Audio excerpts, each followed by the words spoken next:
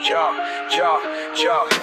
welcome to the show. It's Boston's banter. Frankie. Let's jump into your weekly. This is your last weekly sleepers, yes, right? Sir. So why don't we do your last weekly sleepers for week 17? What do you got? So week 17 championship round, the weekly sleepers, and again, this is based off guys. You're dealing with injuries and everything. You got to get a spot start and put somebody in. Yep. I figure these guys will be able to help you out based off the matchups.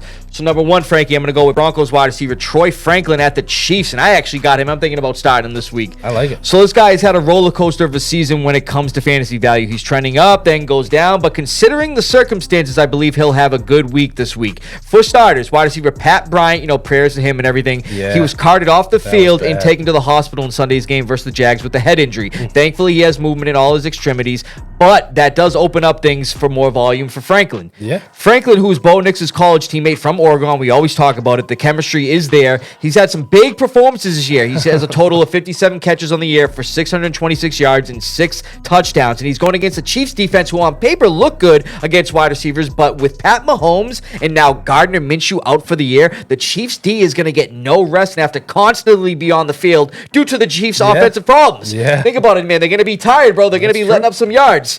They allowed 122 yards to Titans wide receivers alone last week, Frankie. And I think Franklin and the Broncos put on a clinic against them this week. So number two, actually, this is a position I haven't brought up as a sleeper, but we're going to break it down. I got a defense here. I knew you were going to go defense. So I think I know who it is. Saints defense, special teams at the Titans, Frankie. Like that. So for starters, the Saints may be 5-10, but a lot of their problems are on offense. Currently, like I said, they have the 11th ranked defense, the 6th ranked pass defense, and the 9th ranked third down defense. And this week versus the Titans could bode very well for the Saints, considering the Titans have the 31st ranked total offense and passing offense, the 30th ranked rushing offense. And what did I say? The Saints have the 9th ranked third down defense? Well, the Titans have the dead last 32nd ranked third down offense. Wow. Mind you, these guys just got me nearly 26 points last week in fantasy, like we were just talking about, versus the Jets. But again, they're going against a team this week. I could truly see another superior performance for this underrated defense this week. I like that. There's another one too this week that, again, if you'd really need it, Vegas. It's in Vegas, New York, going to Vegas. Like, Jackson Dart had 0 completions in the first half.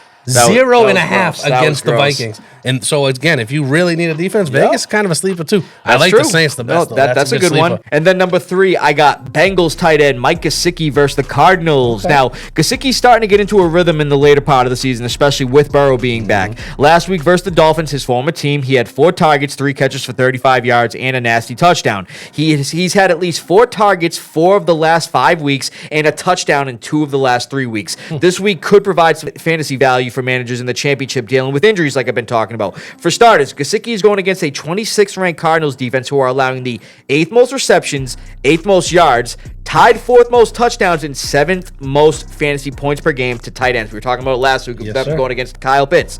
I could see Gesicki doing his horrible gritty twice this week, getting in the end zone. That's you know what I mean?